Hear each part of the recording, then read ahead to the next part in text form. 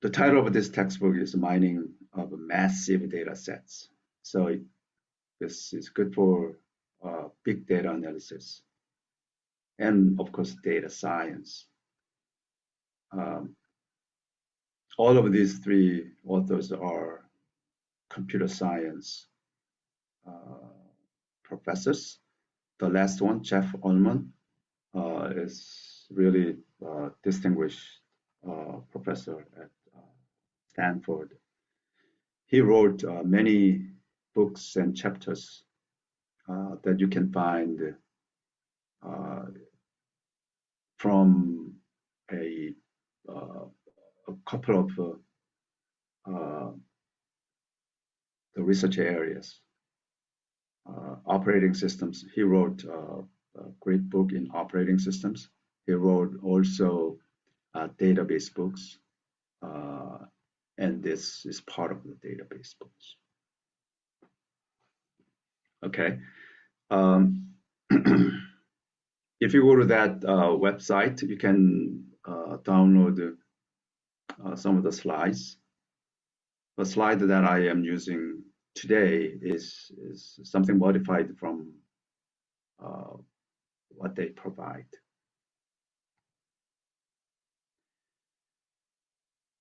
Generally, this slide shows to you general pictures that you can find. As I said, the data is important. The first column is highlighted, right, with thick outlined the column, and this slide shows 5 columns. So what I ask you to do is, for your project, you need to choose data. Data could be high dimensional data, or graph data, or infinite data.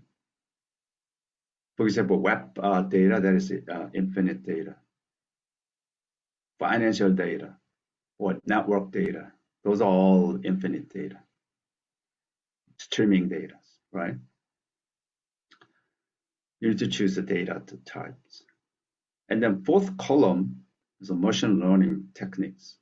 So you can use, for example, decision tree technique or perceptrons, K nearest neighbor algorithms. Those things will be learned. Algorithmic descriptions will be discussed from now. And meantime, we can come back to the real coding issues. Data mining is not just looking at and doing something manually. You probably cannot do anything manually. So everything should be done using computer. Some of the application tools, some machine learning tools or application tools, association rules, that also will be discussed. I think that'll be maybe next week or sooner. So association rule and decision trees will be discussed. I think this decision tree will be discussed earlier, followed by association rules, and then some of the classification and clustering. Those are the issues. Okay. So basically, what we are going to do, as I said, this will be done, many of these, and part of this will be done today. Okay. Some of the motivating examples. So this is given images. So how can we process the images so that we can see, we can identify some of these images saying that they are similar. So without this, they are similar. Originally, what happens? See here, something, right? But oops, Anyway, they are similar, right? Human eyes, we can clearly see, oh, they are similar.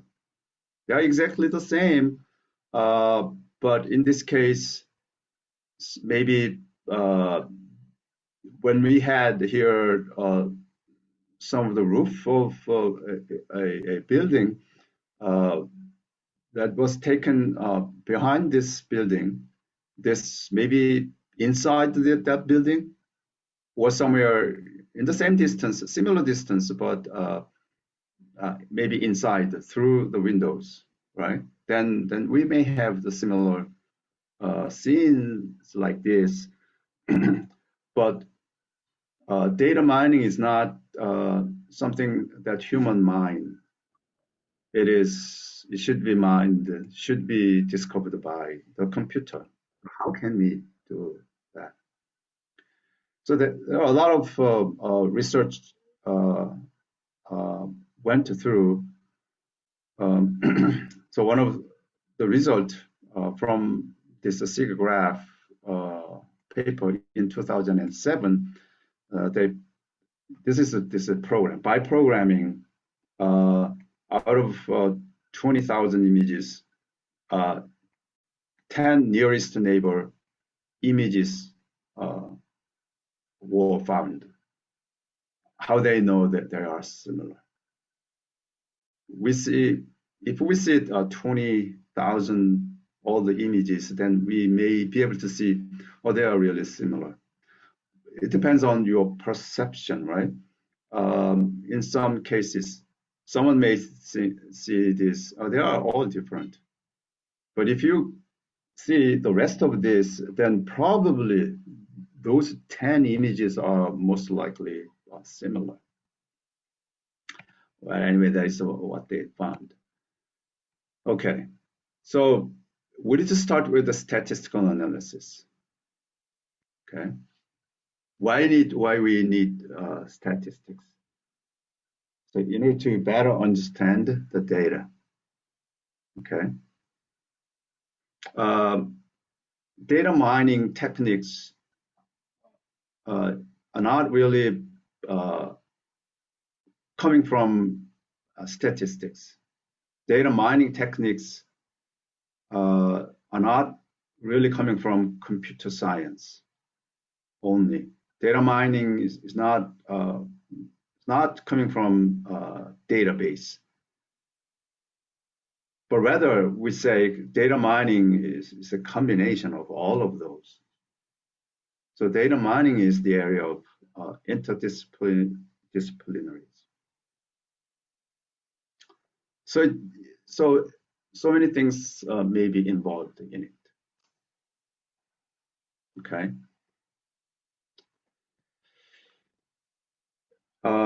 Data dispersion characteristics. So by looking at data, and we can say, oh, what is median? What is maximum? What is minimum? What is quantile? 90% quantile, 10% quantile. Looking at those all, the tendency, data tendency, we can say, oh, this is outlier. Okay. Sometimes the outlier is really, really important. Sometimes we may disregard outliers, variance, etc., etc. Numerical dimensions corresponds to stored intervals. Data can be simply characterized in two ways.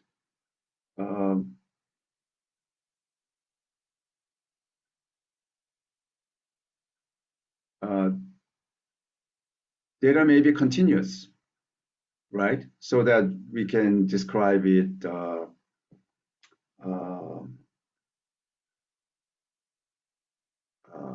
by range, greater than certain number and less than certain number, right? These are really good descriptions. What if that number or boundary number is it really because of that binary number, boundary number when you say but greater than 5 and less than 11, then 5, why 5? Why not 6 or why not 4?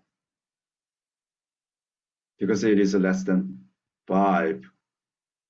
Number 4 cannot be really similar to whatever the number within that range, right?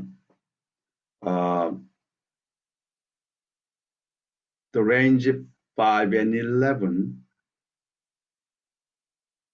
if we compare, there are a lot of data there. And if we compare any of data inside, any two data points inside, and compare that with data points 5 and 4, then if we say 5 and 4, then it's very closer number, right?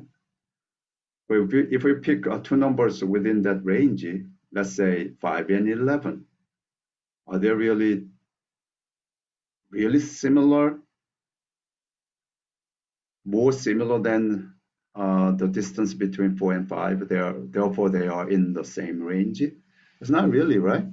So all those issues are there. So statistical approaches cannot solve all the sophisticated situations. Of course, statistics gives us some tools so that we can calculate mean values, which is an average, median, that is something, the real value that positioned in the middle of the range of that data, right? So mode is the value most frequently occurs. So mainly mean, median, and mode, those three statistical the measurement tells us some meanings. They are all similar to somewhere in the middle, right? Mean is value-wise in the middle. Median, there's also middle value, but we're not saying that. Let's say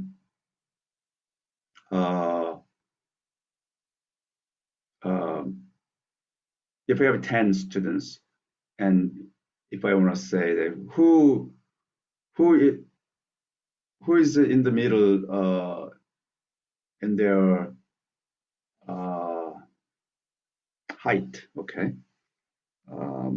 Then we can pick one specific person, student. Similarly, take the data from the real object, real students. So we deal with the data only, and we can say, what is the average height? Then let's say average height is some number, but there is no person having that height. So that height is not really the middle guy, right? But numerically, there is a number, right? So if you want to see if you want to find a real objects, some existence, then we should say median rather than mean. But if we deal with the data only, number only, then mean value may be the case. So that is the saying difference between this and that, right? Mean and median. Mode is a little different, right? In data mining, mode is also very, very important. I want to choose, for example, let's say in soldier group, okay,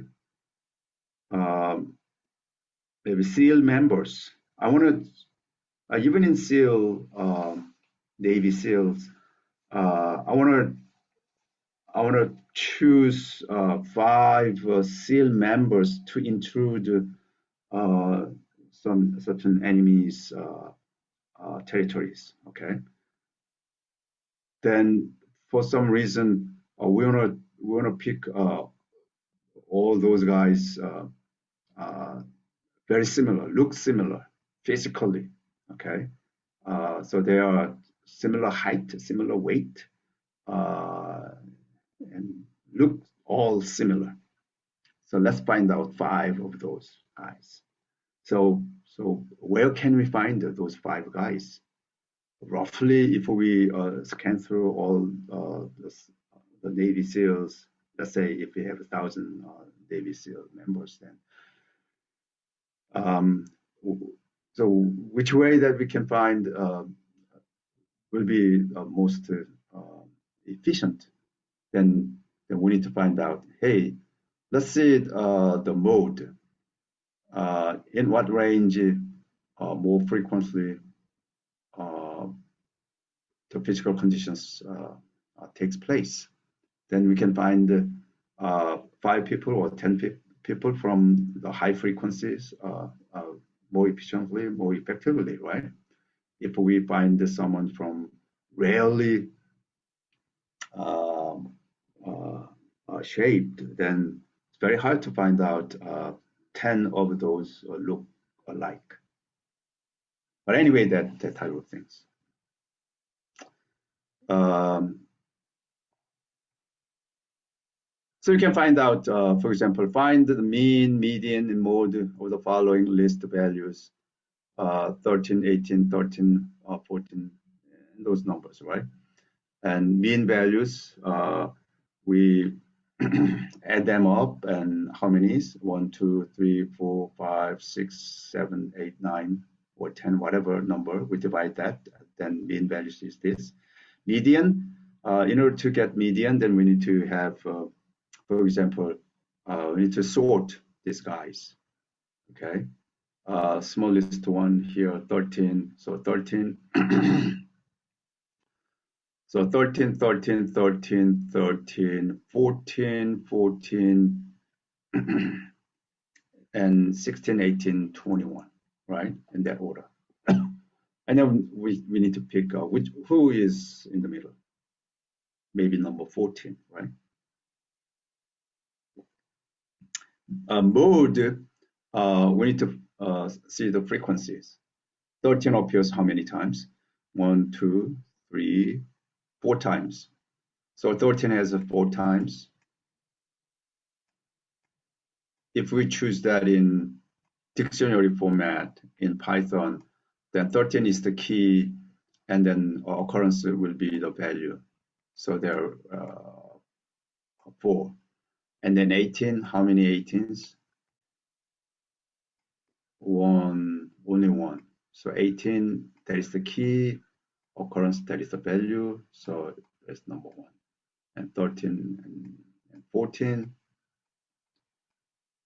How many 14s? 1 and 2. So 2 times. And then 16, it occurs only 1.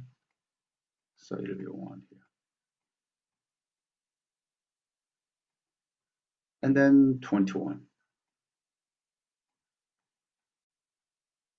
That is also 1. Of course, this is the mode. This is the highest. Okay. So by looking at this data sets, what is the bad data? Then someone may say, well,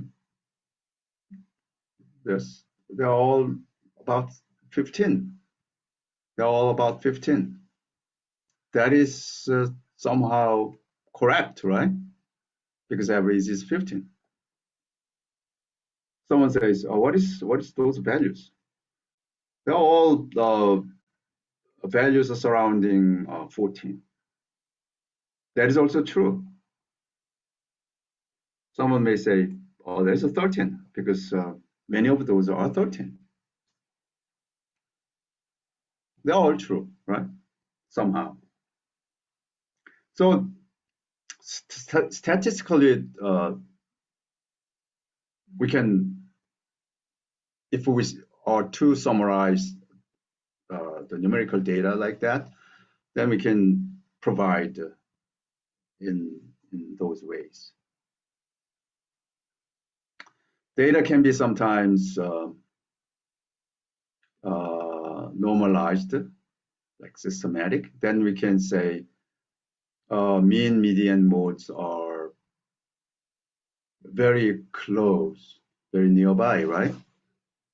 If they are near symmetric, like bell shape. So bell shape of data, really, we can say the data well distributed. But data given are not necessarily in bell shape.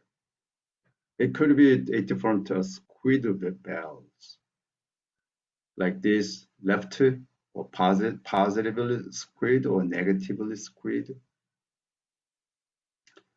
Depending upon squid, the position of for the mode, median, and mean are different.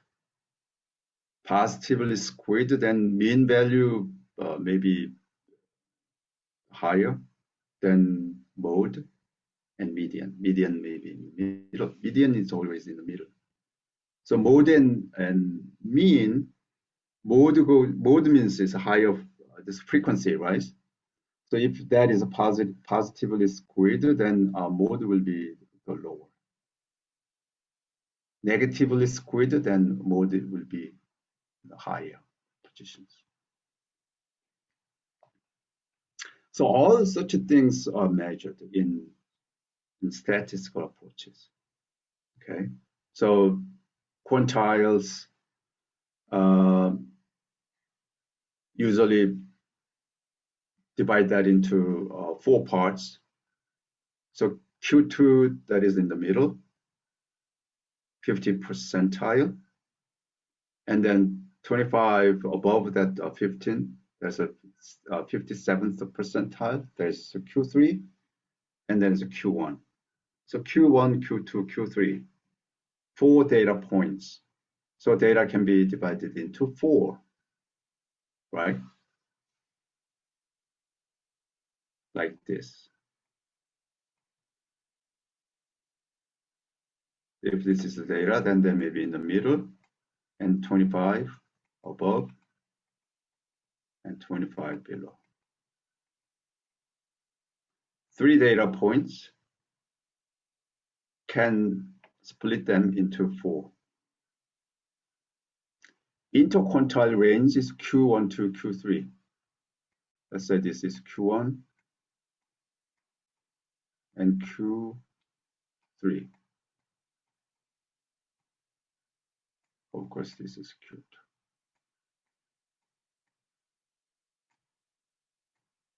This is, okay. And then we have max and mean.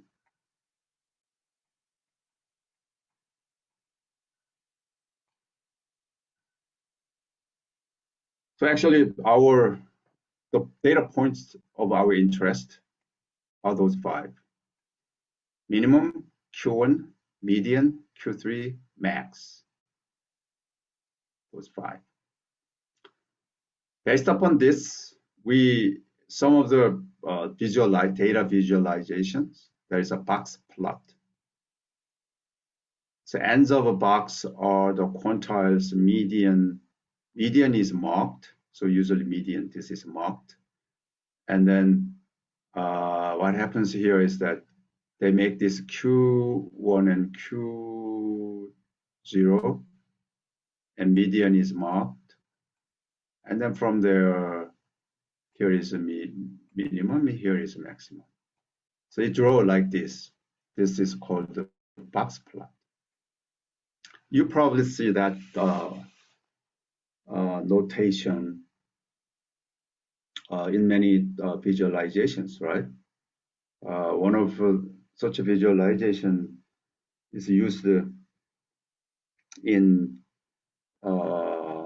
stock data, stock price data, historical data, right? So this is not really equally divided by 4. It could be somewhat like this. Middle is here. It goes maybe minimum is very low and maximum is just right above. This is also possible, right? Outlier, usually the value higher and lower than 1.5 IQR. IQR is inter-quantile range. Okay, if this is so bigger than 1.5, then we call that outlier. Variance and standard deviation. There is a this kind of mathematical forms. Okay, so we're not going to do any deeper over this. It's too much math, right? Algebraic.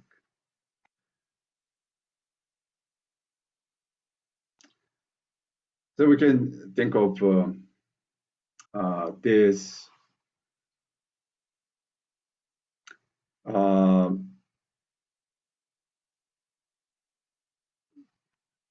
if you cast the dice, then what is the mean values?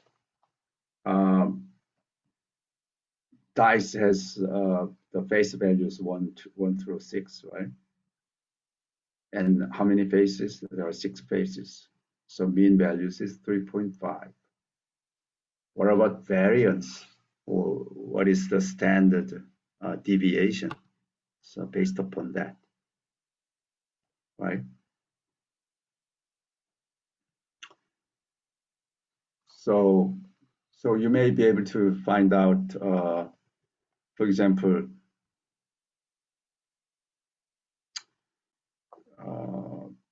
a variation is the average of the squared difference from median.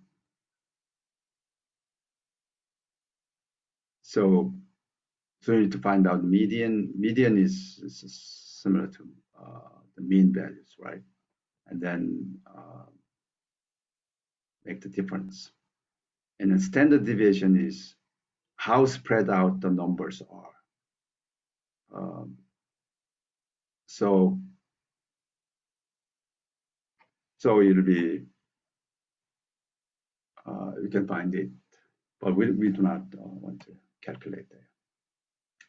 Okay, find the similar items.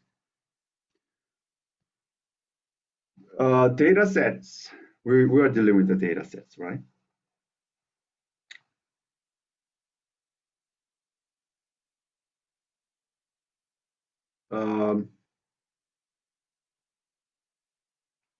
Some data can be compared. Data is like single data items, so that we can compare one this data and another data. Some data sets, data is a big set. So in this case, a set difference or set similarity. One of very useful, the formula was invented by Jacquard. So we call that Jacquard distance. That is very, very reasonable. And particularly Jacquard distance, it's very useful to measure the similarities of high dimensional data. High dimensional means it's not just XY coordinates. if we have XY coordinate like geographs or map data, then we may be able to see the distance between 2 points on a map. Geographically, we have X coordinate, Y coordinate, so that we can calculate the distance.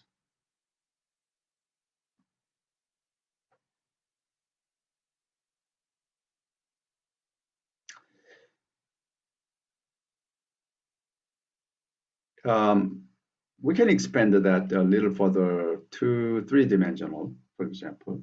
That's fine. 4-dimensional, a little harder, but that's still okay. What if we have multi-dimensionals?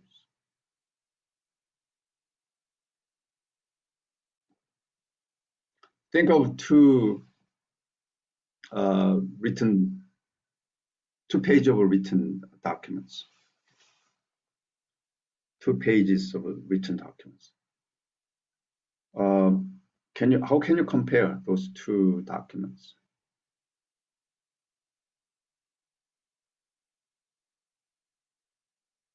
If we say, oh, they look similar, how do you know they are similar? Putting another 3rd page. How do you know the 1st and 2nd pages are similar and 3rd page is less similar? More similar or less similar? How can you say that? We can expand that a little further. Let's say if we have 2 textbooks, are they similar? If given 2 textbooks, then you can say, oh, they are similar, well, dissimilar. You can say a little better. But when it comes to 3rd data, 3rd textbooks, then how can you compare those 3s? Therefore, 1st and 2nd textbooks are similar, and 3rd one is less similar. How less? How much more?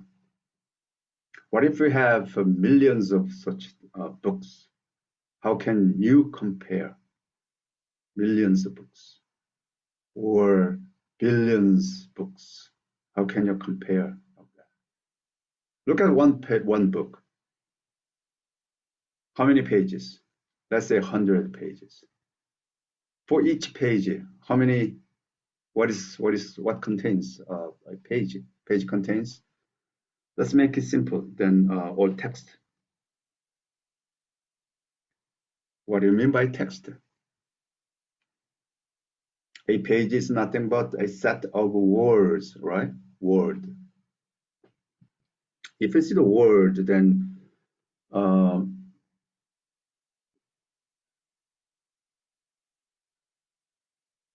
there is some stop words or some keywords, some important words, right?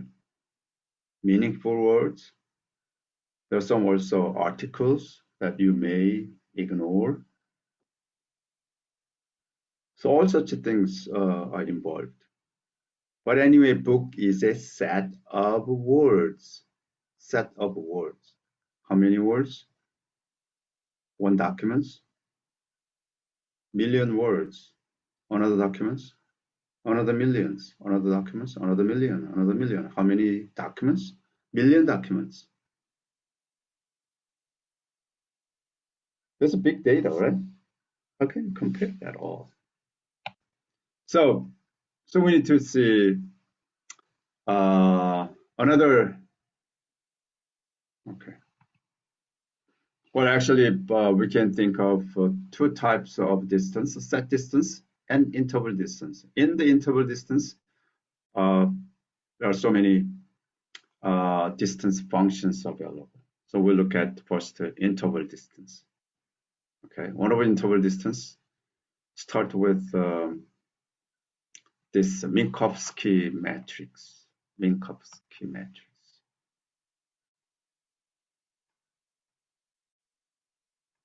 This is a very general form.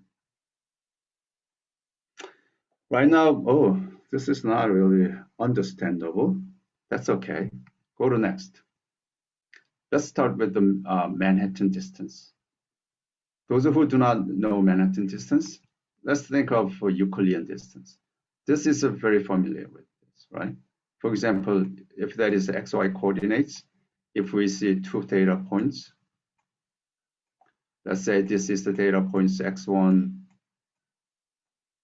comma y1. This data points is x2, comma y2. This data points is x, this data points is y. Then we can see distance between x and y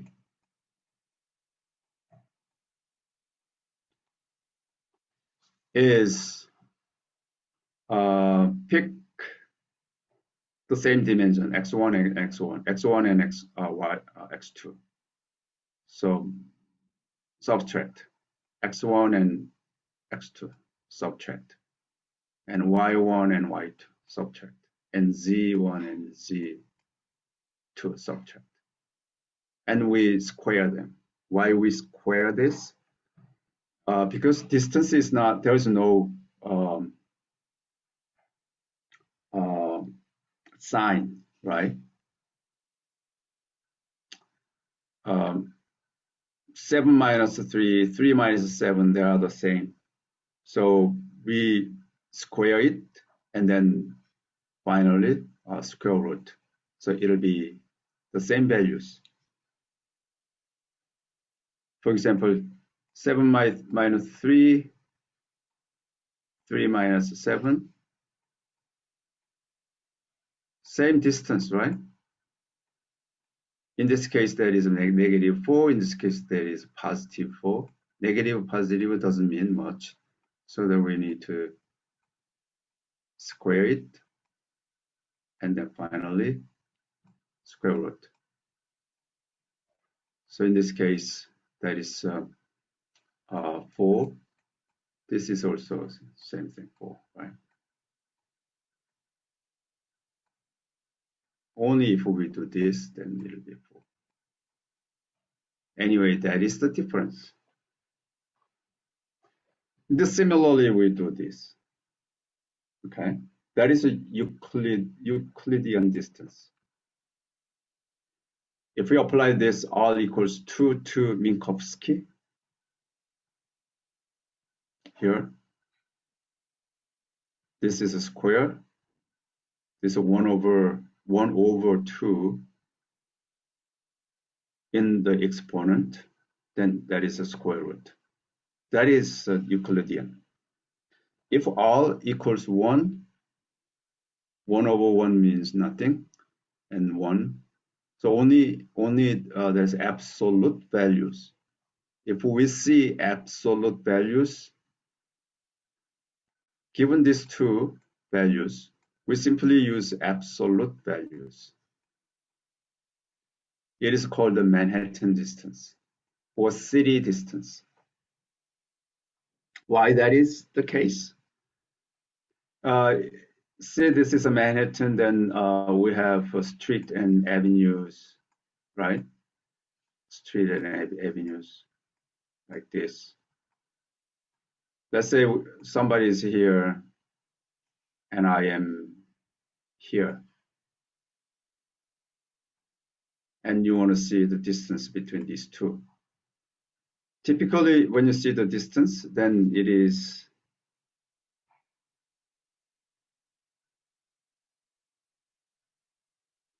it should be, this may be the distance, right? But if you go, we all see the mechanism, right? So distance doesn't mean much in this case if we measure by drawing direct line, direct connection between 2 points. What is the distance really between these two guys? Then you can say how many blocks, not just blocks, you can say how many avenues, how many streets distance, right? That is exactly what this guy is saying, right?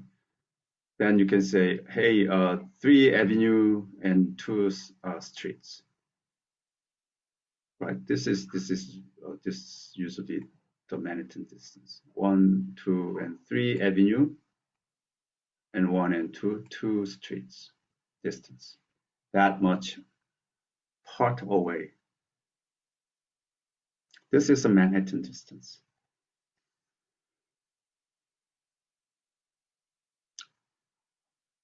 When it comes to numerical data, then we can see very clearly because it has some magnitude, it has orders, so we know which one's bigger, which one's smaller, right?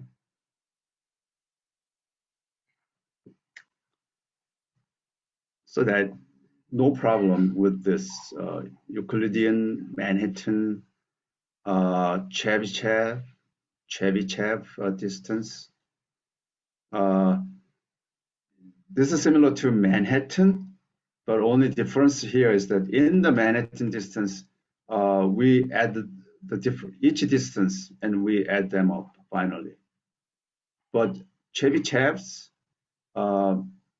we pick the biggest one, max, out of these data sets. Difference in this case 4, difference in this case 1, difference in this case 1, then we can say 4. Okay.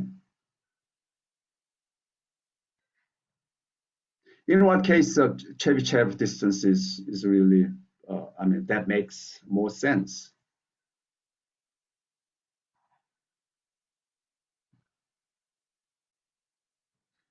Let's say if we have 2 groups of data or 2 different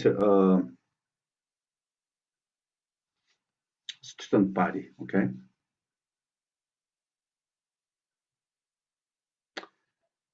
Then someone may say how they are similar in your, how they are homogeneous in your student body. Then you need to see how they are. Similarity is the opposite term of the distance, right? If there is no distance, then they are the same. If there's a smaller distance, then they are much similar. If they are asimilar, if they are really different, then there will be a long distance. So that is the opposite, usually. So if someone come to you say, how are the students in your group are similar, then you can think always, say how they are different. If they are no different, then you can say they are similar, or they are the same. How can you make how can you tell them? If you use, for example, this kind of absolute value, then if you, let's say you have 3 students here, 3 students there, then are you going to tell them the difference student 1 and student 2 and student 2 and student 3 and student 3 and student 1 and add them up? Is it how you want to say the distance among your group members? Or someone say, oh, rather than doing that, I want to show the worst case, which is maximum distance. So any smaller distance can be included in that maximum distance. So I can present only the maximum distance. That is a Chebyshev distance, right? That makes more sense when you see the group. I want to challenge here, say, how can you measure the big data? As I used a little earlier, saying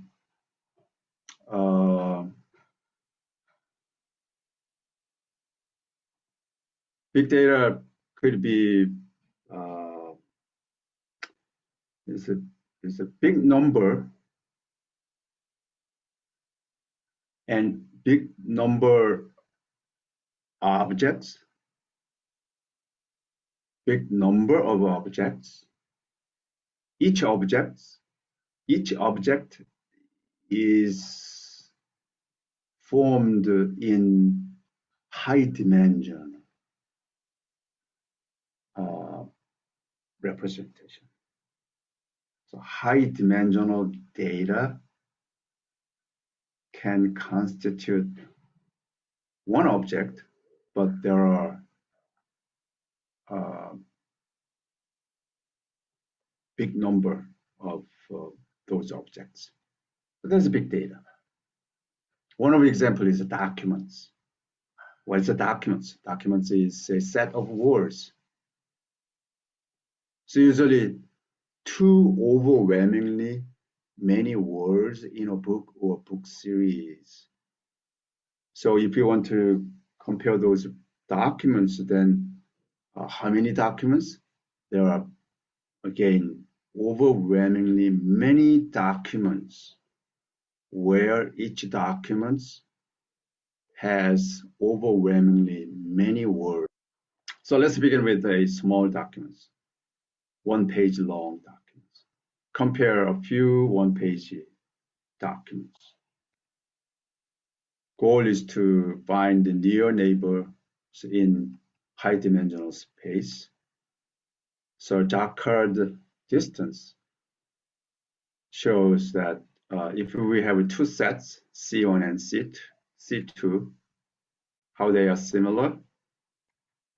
Because this is a set, if we say set, like a document is a set of words. Because it is a set, there's a set elements. So we have certain elements. Okay, so similarity is in this. Similarity and distance, they are opposite, right? If we know distance, then we know similarity, right? 1 minus similarity will be distance, and 1 minus distance will be similarity. See, this is the same as similarity. This is a sim. 1 minus similarity.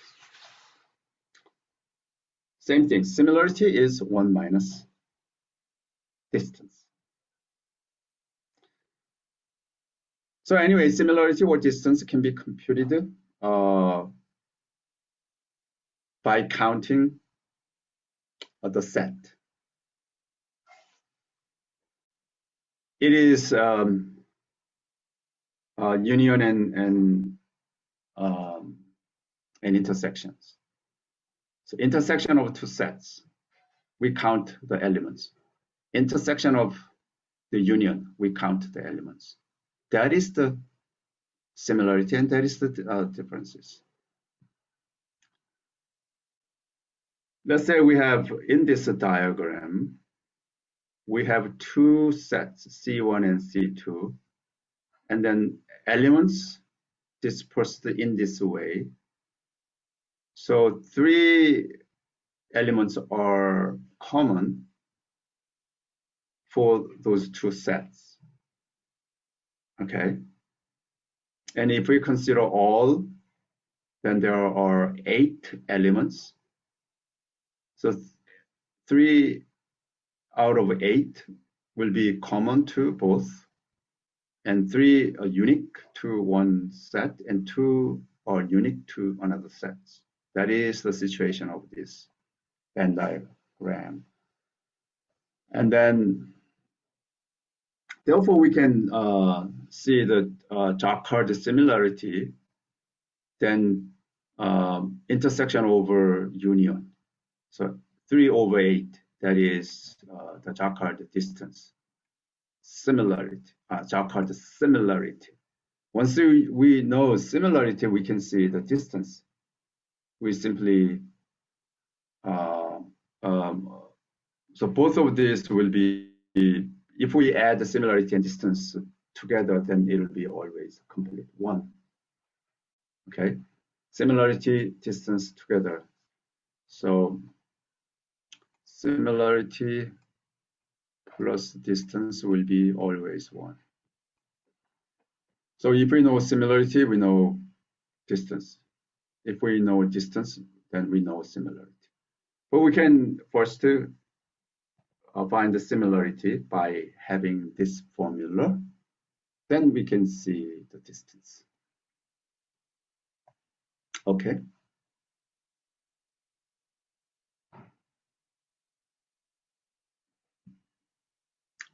So this formula, distance, Jacobi distance formula, is not the way that we see here, right? This is more mathematical. The other one is also mathematical, but it's a set-based operation. The other one, algebraic operation.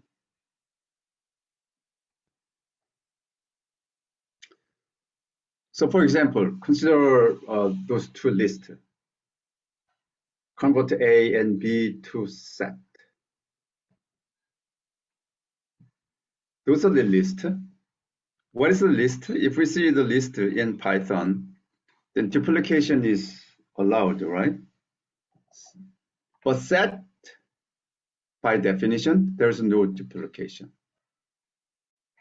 So in mathematics, list is nothing but a bag.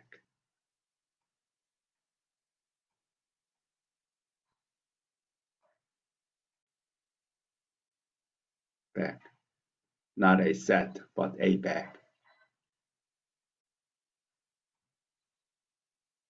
Okay.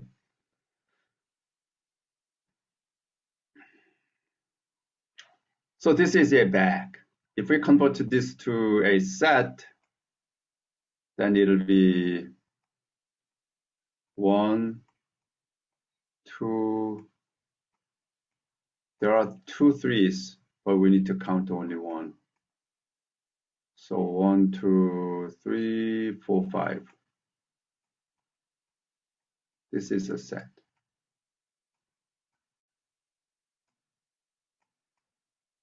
You can convert this to a set also. 1, 2, 3, and 4.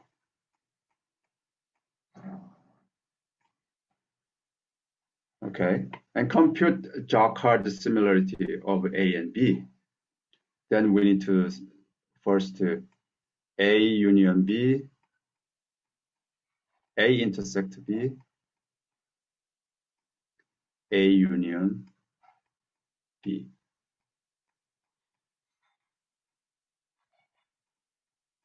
A intersect B, then we have 1, 2, 3, and 4. Those appear in both sets. And union, we include any elements that appear in anywhere. So 1, 2, 3, 4, and 5.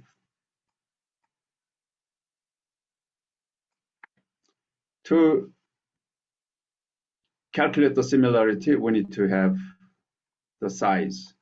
This is not absolute value notation, but size of that. What is the size? Size means we need to count how many elements there. 1, 2, 3, 4. We have 4 elements. How many elements here? 5 elements. So Jacobi similarity is intersection over union. So Jacobi similarity is 4/5.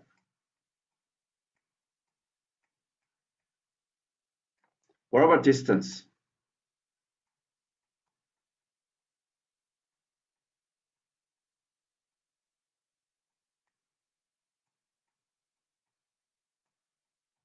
Distance is 1 minus 4/5.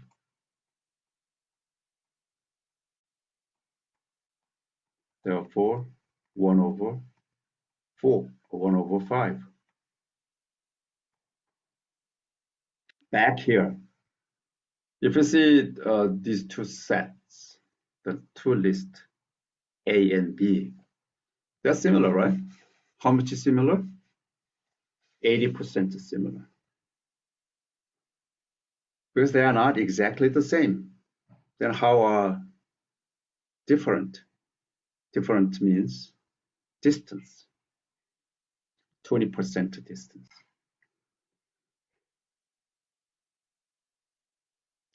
This is only the case that we consider a set, right? If we do this as a bag, then there is a difference. In other words, if you consider the occurrence or frequency,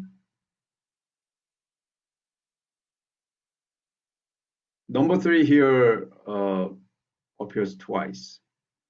Number 3 appears here only once. But rather, number 1 appears twice here, number 2 appears twice here in the list B. So if we read the occurrence also in this consideration, then similarity and difference, similarity and distance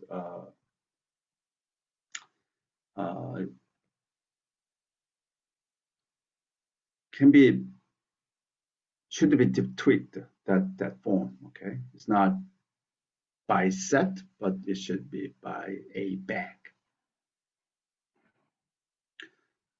So some of the examples, let's say if we have two documents, document 5 and document 6, given the documents, you need to make a dictionary dictionary for a documents. Dictionary means key and value pairs. So in this document 5, we have the words. Hour appears once, DAT appears twice, centers appears 2, NOW appears 1, and things like that. Documents 6, DATA 1, centers once, R 2, more 2, efficient 1, and so on and so forth. So we can see the set with the frequencies here. Okay. So we want to, goal is to give, so how can you, here we already looked at, that's not easy to compare the two documents, how they are similar, how they are different, right? It's not really easy to get. So more explicitly, if we see those two documents, this is the short documents. Still, I have a headache, right? Number one, how can you get to this dictionary forms? You can make this dictionary relatively easier, right? By a small coding, Python code, then you can get this very quickly. The code, right?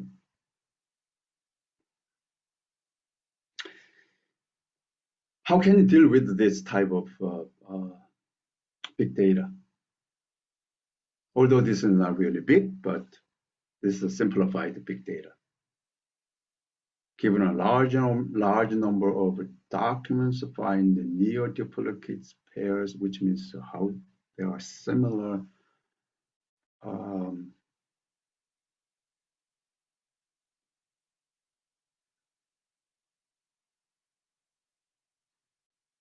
So it can be applied to, for example, two websites. Are they similar websites?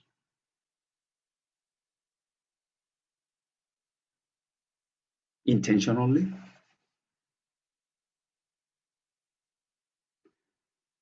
You have a website, web pages, a web server, so running multiple web servers ready to serve, but keep updating.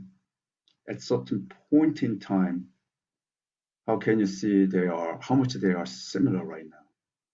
If not exactly the same. Technically, it's not possible if you mirror two mirror sites, they are not really exactly the same at all times. At certain times, anyway, they are not the same, which means you may have different result. If you are lucky, then you can get the right result from, if you're lucky to access that website. Due to the traffic to get to that website, if you are connected to another website, that you may get a little outdated result. You do not know.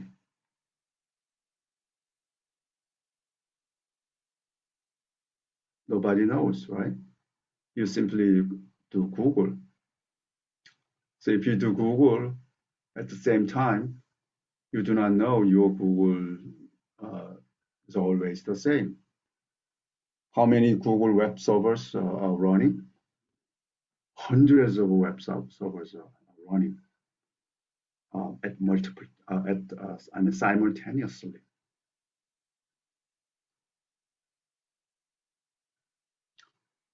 Even in these New York areas, how many web servers that the Google can support you? If you do Google with the same keywords, have you tried the same keywords periodically within a short time windows? They are not the same result, right? That is what it says. And similar news articles at many news sites. News keep updating, right? If that is, for example, Ukraine invasion, Russian invasion into Ukraine war, then they're different, right? But anyway, so we may see the similar documents. Problem is, many small pieces of one document can appear out of order in another. Too many documents to compare all pairs. If you want to compare all pairs, but your comparison always one-to-one, right? Can you compare multiple at the same time? Therefore, we need to develop some algorithms. If you use it a simple mathematical form or statistical analysis, then you cannot handle that because that is a pairwise operation or only binary operators. Documents are so large or so many that they cannot fit in many main memory. So main memory is always limited. If you have too big data sets of many, you cannot load them all, then your work is partial and also incomplete. So many issues. So here is one approach that we want to work on. Okay, shingling, mean hashing, and locality sensitive hashing. First, we convert the documents into a sets, and then convert large sets to short signature while preserving similarity. This is important, right? convert a large set, what happens is that up to this point, then you need to, from documents to set, but the small set, short distance, short signature,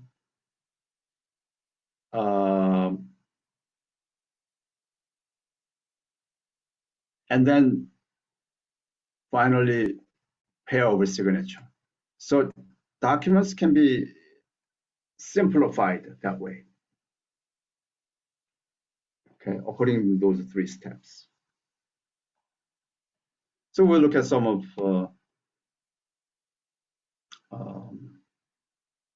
the algorithms. Some of the process needed. Given documents, we need to first shingling. What is a shingling? Some of the operation, therefore, we will have the set of strings of k length appear in the documents. Shingling means given a documents, given strings, what length words are significant. Therefore, we consider how many of those k shingles appear in a document. In the next slide, it shows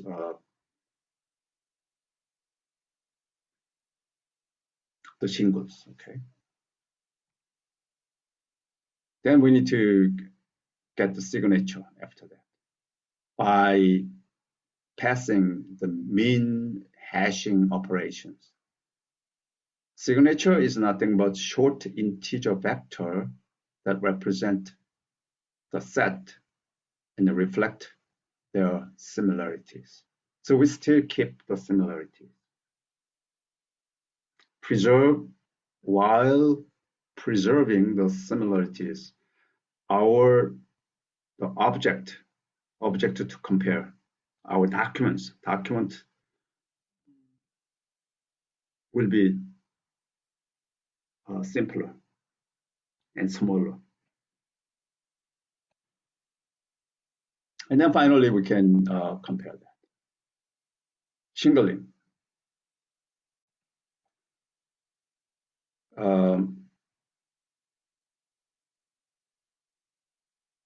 So there are many ways that we can get shingle. We can obtain shingles.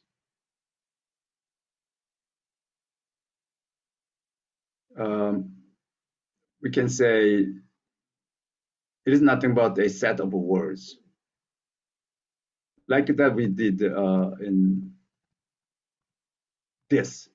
Somebody said, "Oh, this is just shingles." That's fine. If you this exactly, we don't lose anything, right? This could be, but still we have 2 overwhelming documents. Then we can say, what about important words only?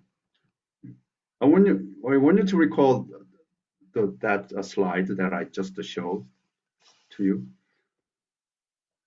Not just a dictionary of the words with the occurrence as value, but I want you to consider, hey, let's cancel all meaningless words from there. Only we keep meaningful, important, significant words only.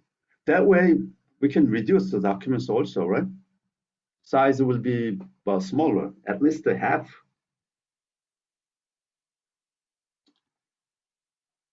But there could be another way that we do is k shingles or k gram. K means sequence of k tokens. Sequence of k tokens. It's not just a word. Each word independently counted. That is a other approach. This K-gram or K-shingle approach is the sequence of words. In this case, let's say documents is A, B, C, A, B. This is documents. A is not just a character. This is kind of a word. A is another word, B is another word, C another word, and another word, and another word. Okay, documents is, if we see the documents, then forget about all the articles and meaningless stop words, but if we pick only meaningful words, for example, the subject of this chapter is extracting frequent set of items from data. Then we can say subject chapter extracting frequent set item data. And then some other documents say frequent extract chapter subject. I read opposite direction, opposite sequence. So sequence is also important, right? Subject of this chapter is extracting frequent set of items from data. This kind of sequence. If we are thinking of a subject, chapter, extraction, frequent, set, item from data, in this order, in this sequence of words, maybe, I mean, that's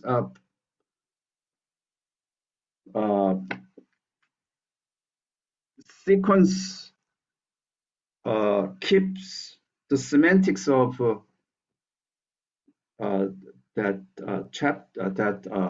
documents, right? Rather than in another order of using the same words. They're completely different. So we think of a sequence of K tokens. Sequence of K token. Token can be characters or words. Okay, K words. Not just a word. This word appears in this document, and another word, and the same word appears in another document. Therefore, they are similar. No, not that way. Let's go into deeper. Sequence of words, like a sentence. We're not talking about sentence here, the words, but sequence of words appearing here, sequence of words appearing on other documents. If they appears in both the documents, then we can at least say that they are similar that much.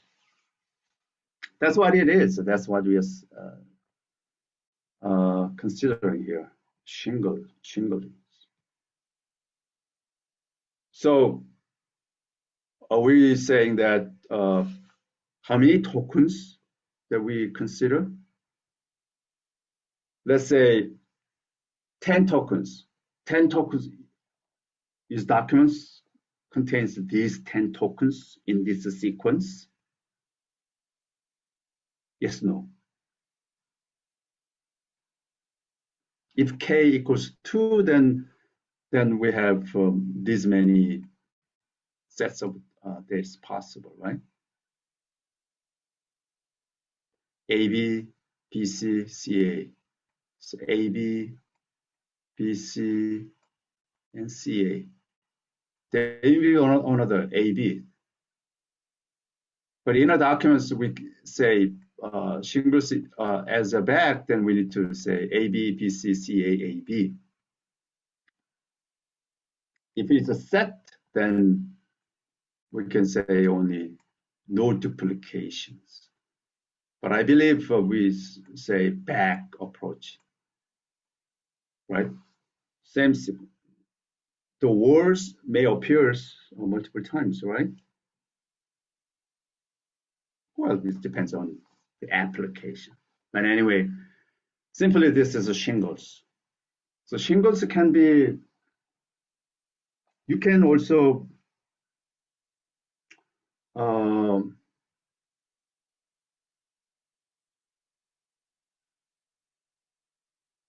extraction shingles by coding. Manually, oh, this is a headache, right? How can I do this? But given K, then you can say, oh, this documents that many sets, single sets. Another document says these are single sets. It is possible, right? So compressing shingles. So shingle, because there's a words, the size of shingles is sometimes very big. One document, if you convert that to shingles, maybe 50-page documents, that is also still shingles. Can we make it simple? Yeah, we can make it hash, convert it to hash value. What happens there is we end up having, because we do not have enough time, we may have this kind of, let's say we have this is documents, one document. And this certain shingle appears here. Another shingle appears here. Another shingle appears here. Another shingle appears here. Another shingle appears here. Something like this. This shingles not appears. So we need to compute that once. Okay.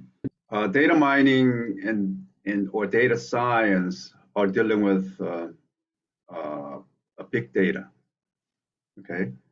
If data size is small, then we don't need to worry about all of these algorithms or techniques that we are trying to learn in this class. Data mining can be done manually, right? By looking at the data sets, we may be able to see what it is very clearly. But when it comes to big data, then um, it's almost impossible to do that manually, not because of the size, but because we cannot review all of the data. One of the typical, the complicated data set is like a book, okay? Documents. There are billions of documents available. How can we see, for example, read all the documents? Yeah, first of all the documents cannot be read in the computer. In order to analyze it, data should be in my computer. Otherwise, computer cannot do, right? As I keep saying that, if you want to see, hey, I want to verify some of the documents, let's say Pfizer vaccine report or the application for the approval to submit it to FDA. There's a 50 million pages. And then Moderna and Johnson and Johnson. What if we want to compare over those three dossiers? Then 50 million times 3, then 150 million pages. How many words? That is so almost impossible for us to read, right? And also, even the read those big data in the computer, that is a big problem. Those data, still they are static data, already written, already available, although the government does not release it, but already available. But what about the data continually creating? For example, stock price data, or some of the network data, packet data. There's all data continually creating. We do not have enough time to analyze all such data, right? These days, yeah, since coronavirus pandemic took place 2 or 3 years ago. So a lot of the cyber attacks are going on, right? Cyber means that is the attack through the network. Now, what if we want to analyze the packet data? If we can analyze packet data very efficiently, then we may be able to see, for example, hey, this type of packets was attackable because we saw a similar packet sequence a year ago. At that time, we had big damages. Okay, that is a good scenario, right? How do we know? How do we know that is a year ago? And how do we know that is a similar packets? Which means we hold all the packet data on our computer so that we may be able to match. Give me a break, right? It's not possible. Almost impossible. No, that is definitely impossible. There is a reason we may be attacked multiple times, repeatedly. Although we know that specific attack sequence is similar to the previous. Once we are attacked, then we may be able to find out the patterns so that next time when we see similar, then we can prevent that packets and so on and so forth. That is available. But anyway, the size is big. So on this slide, for given documents, can we compare? We looked at the similarity measures, right? We apply similarity measures. For example, Jacobi distance functions. Jacobi distance functions uses set operations. So union sets and intersections, intersect section, the set. So compare of those. So how many of those are similar? By doing that, we can see, oh, this documents and that documents are similar this much. But what if we have so big? So we need to make it smaller. So mean hashing, step one, go back. Step one is a shingling, right? Convert documents to sets. You can simply think a naive approach to shingling is some of the word list. More advanced ones may be important word list. Okay. So shingles is this sequence of words, not only a single word, sequence of words. We call that K-gram or K tokens together. When we want to do some of the data processing, data mining of documents, for example, Facebook documents. What is the size of a Facebook documents? Facebook knows it, right? Can Facebook analyze all the documents posted by Facebook users? How many Facebook users? I think some billions of Facebook users.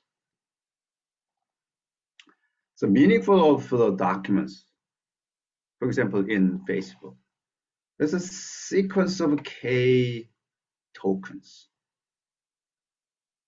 Okay, not just a token. Token, let's say this documents, this slide, TOKENS, token. Oh, that is very, very important. That's a meaningful keywords. So which documents contains how many tokens? So we may be able to compare that. That is one approach. Another approach is sequence tokens together. That's the combination of the keywords.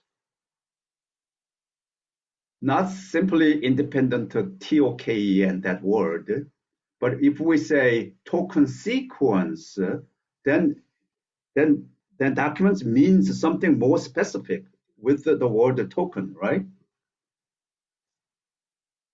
Let's say there's two shingles, two words together. If there's three shingles, then token sequence, for example, attack. What if we use that three shingles? Token sequence attack. How many documents has that three shingles, K shingles? If we see that, then there's more clearly, more specifically, the mining that we want to achieve, right? So that type of things that we want to look at. So we define the shingles and then compare with the shingles if we apply that in, for example, Jakarta similarity, then we can achieve our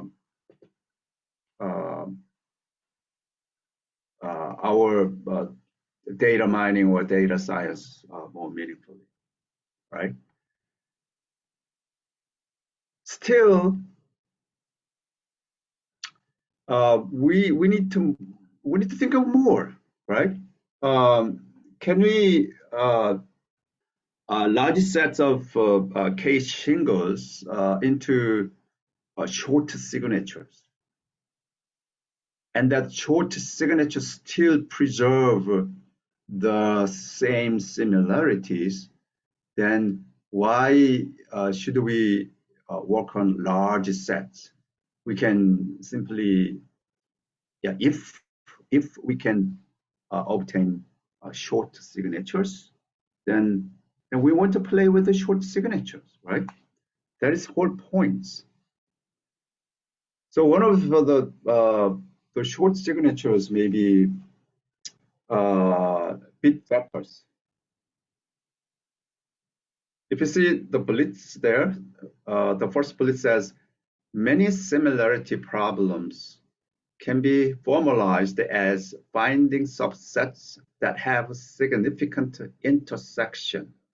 Include sets using 0, 1s, bits, or 0, 1 Boolean vectors. So if we represent some documents in bit vectors or binary code, ones and zeros. So ones and zeros means one, maybe we can say that appears, zero means not appear, simply, right?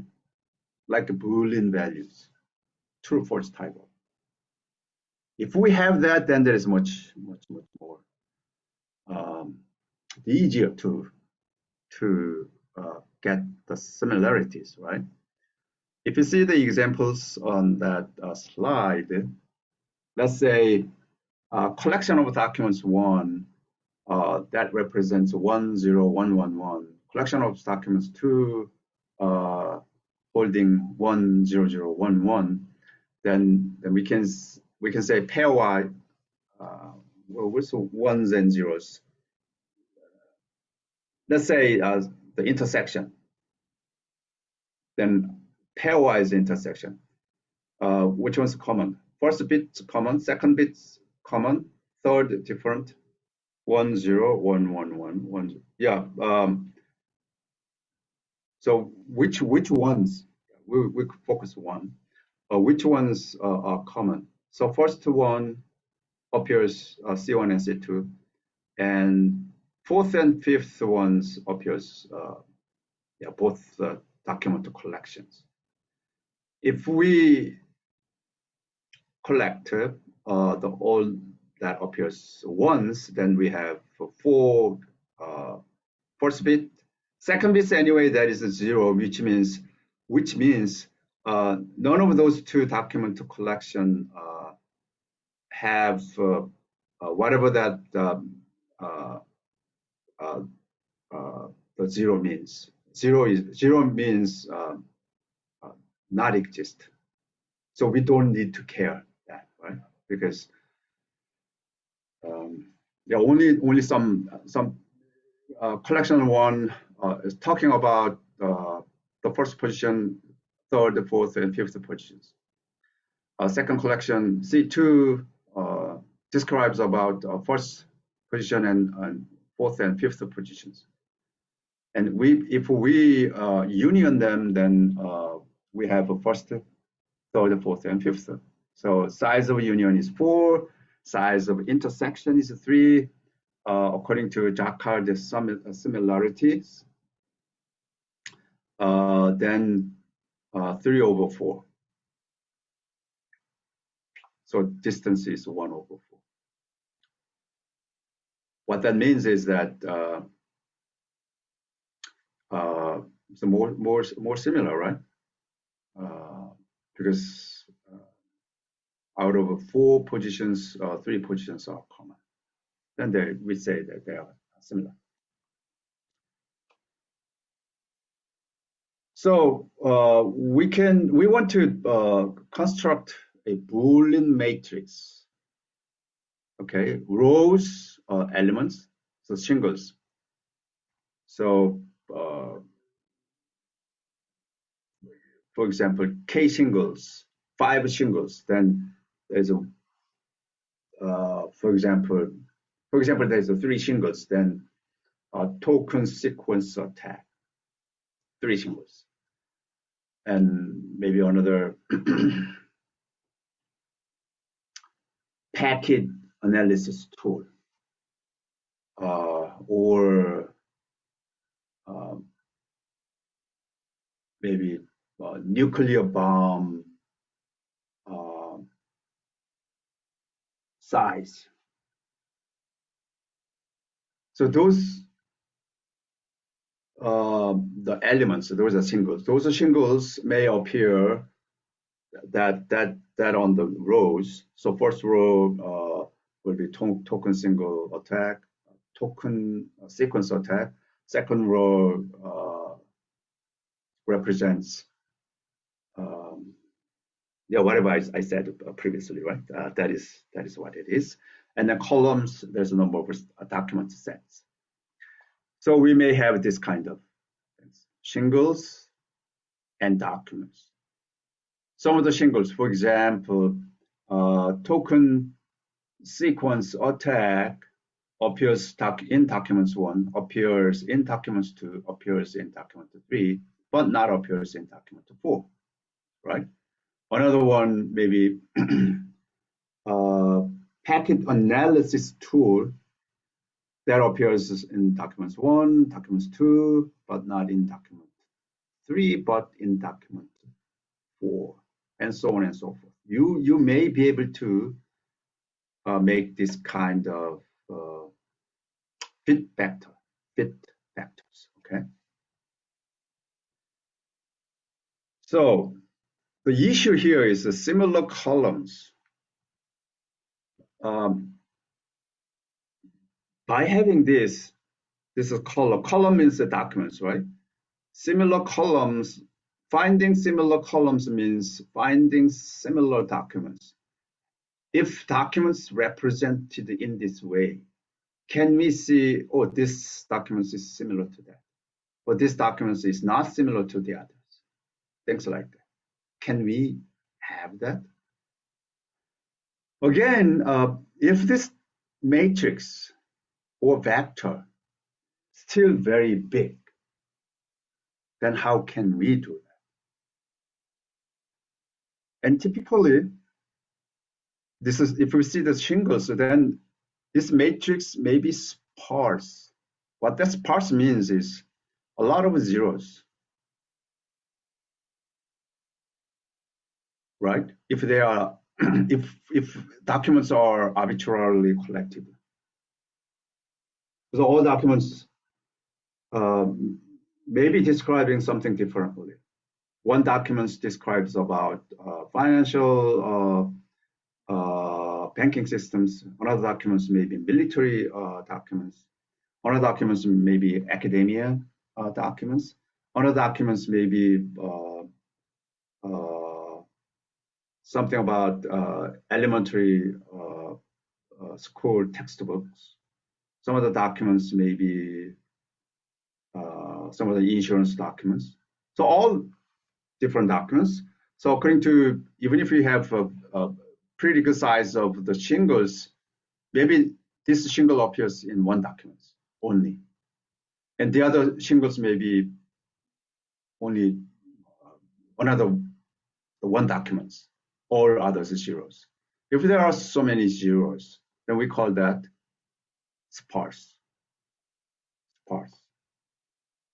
If the matrix is really sparse, then what happens? Then we can say, oh, even if we applied Jaccard, the distance functions or similarities, the key issue is how to find this similar documents. The goal is to find the similar columns while computing small signatures. Small signatures means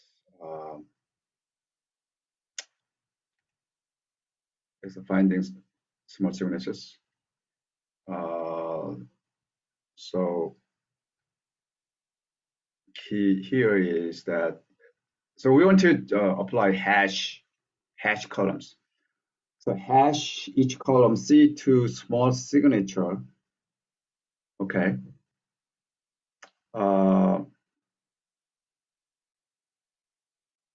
So hash of C is a small enough that signature fits in RAM.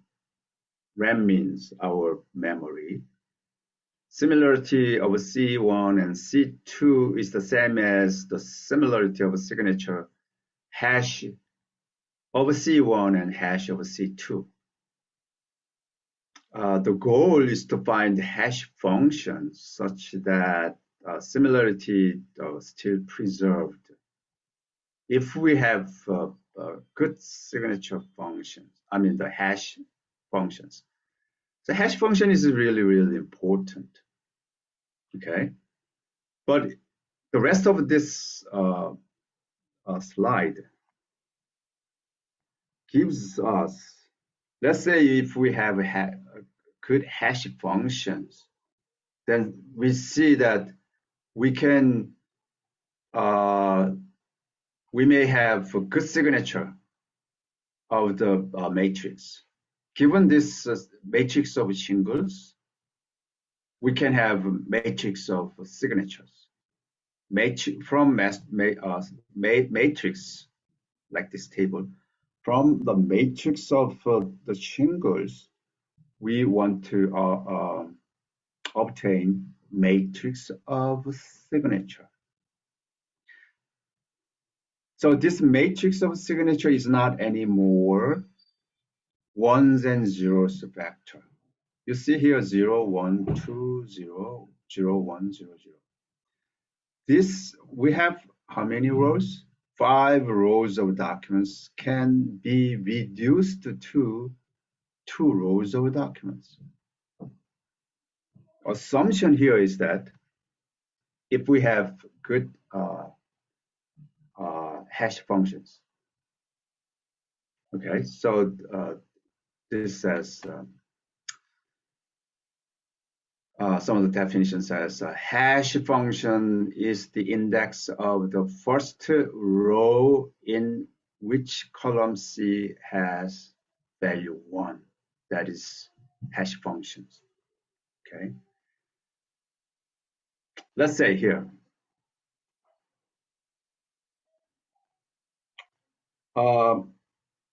two of the hash functions. So we have a multiple rows of shingles. We consider 2 hash functions, which means 2 rows of the outcome. How can we apply these hash functions to this given matrix of single shingles? Therefore, we can obtain the output will be the two rows of the signatures.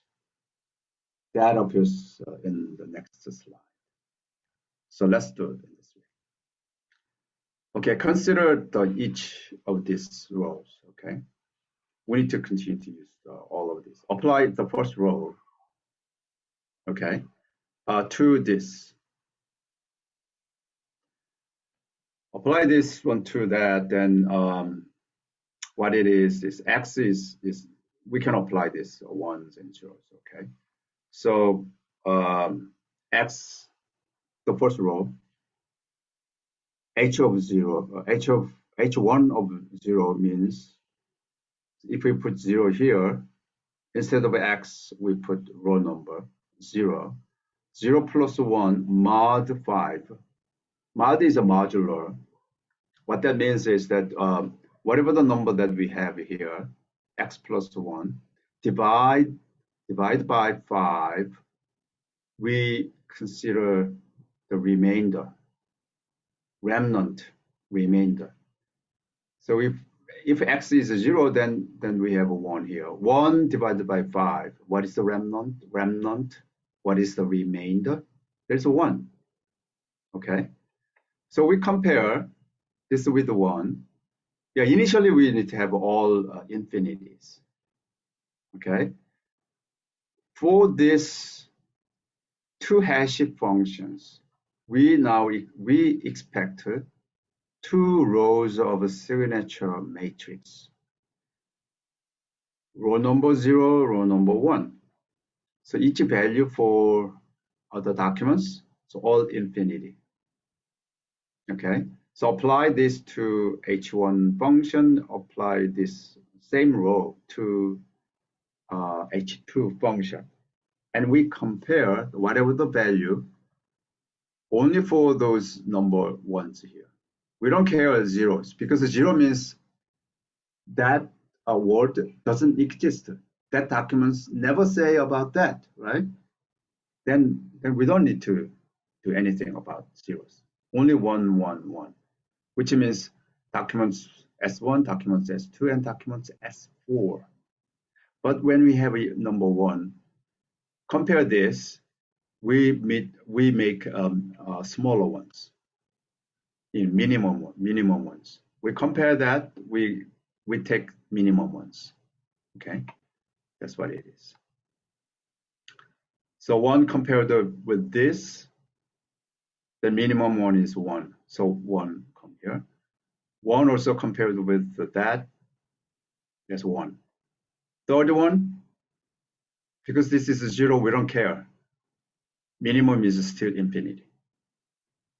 And the fourth documents, that is 1. Same thing for the hash function 2. If we put the row number 0, then 3 times 0 means 0 plus 1, that is 1. Modulo 5, then that is 1. Still we have a 1. Okay, so for these rows, we apply to the second hash functions. Then we have 1, 1, 0, 1, 1, infinity, and 1. Same thing as that. And the next thing is that we need to compare the second row. Second rows for those two hash functions. Then we need to compare with this to see if which one's smaller. Okay. But because this is a 0, we care only third ones. So third one will be changed, right? It's not infinity, but will be something else. If we apply ones here, then 1 plus 1 equals 2. Mod 2, remainder is still 2. So this will be 2.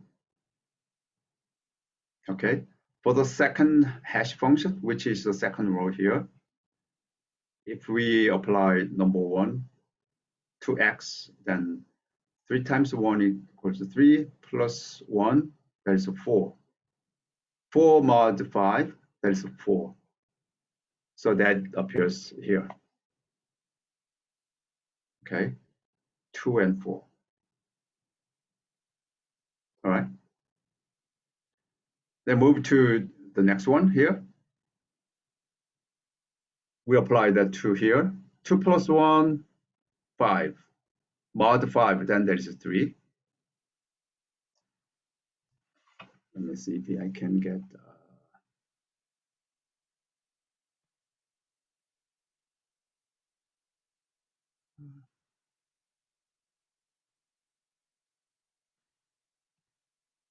I can get pen.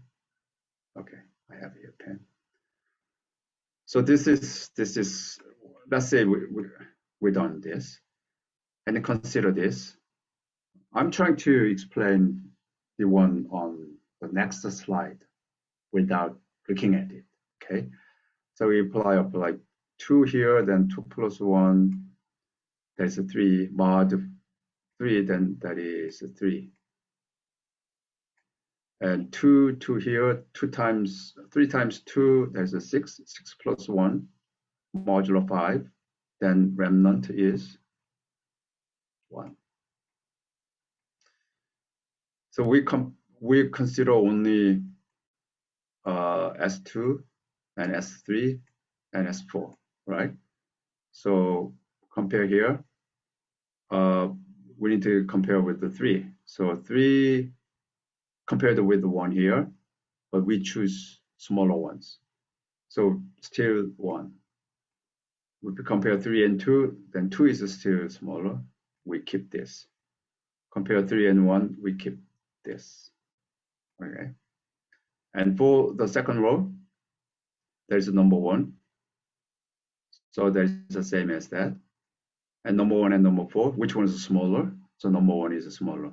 So this is not anymore 4, but number 1. And that is also similar to, same as the number 1. So on the next page, it'll be 1121, 1111, right? 1121 and 1111. We do this continually. If you compare this again, then put 3 here. Oh no.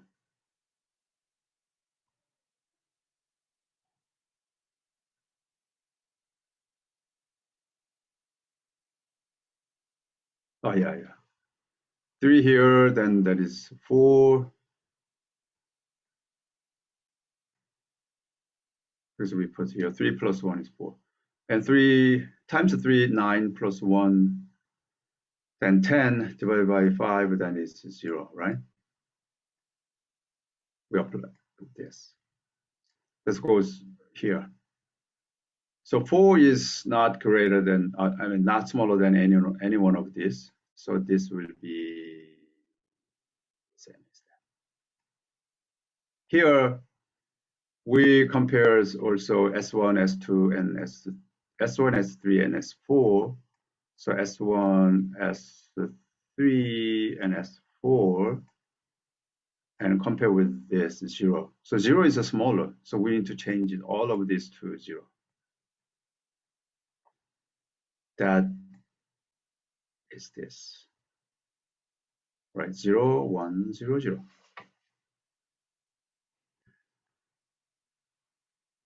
So we apply this, which is on the next slide. Then 4 comes here. 4 plus 1 is 5. 5 modulo 4, that is 0. So this will be 0. And 4 times 2, 12, plus 1, 13, mod 5, then remainder is 3. And that's compared with this. So what is a smaller? So 0. Of course, the 0 is smaller, right? Then we need to consider the first and fourth documents only. So this will be 0, and this will be 0. Okay. And then for the second row, the modular number is 3, first and fourth, if 3 is smaller than the others. 3 is not smaller, so remains this remains this. So we end up having, we consider all of those rows. So we end up having 0, 1, 2, 0, 0, 1, 0, 0, right? 0, 1, 2, 0, 0, 1, 0, 0. So that is what we have. That is actually this 0, 1, 2, 0 and 0, 1, 0, 0. So this was converted to this. So rather than consider this big sparse matrix to apply Jacquard similarity, we apply relatively less sparse, we call that signature, not only ones and zeros, but some numbers, so that we can make it more meaningful similarities.